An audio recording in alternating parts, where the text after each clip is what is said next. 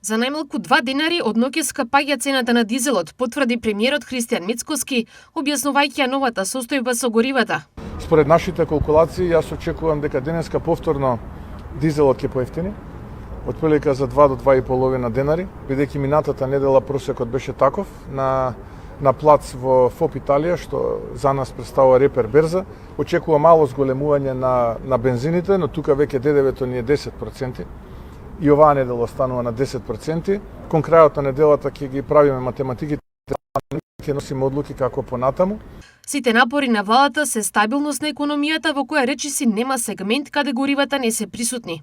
Апсолутно, како влада во овие 2 месеци се бориме жилово и успеавме да не дозволиме како многу пати во минатото да бидеме на дното, туку напротив да бидеме на врвот според процентот на мерки од нашиот бруто домашен производ, а од друга страна да немаме ценовни шокови и инфлации со двоцифрен број проценти, како што тоа впрочем беше во 2022 година, а имајќи предвид дека ова енергетска криза е поголема од сите 3 претходни енергетски кризи, таа 2022 и тие од 70-тите години заедно.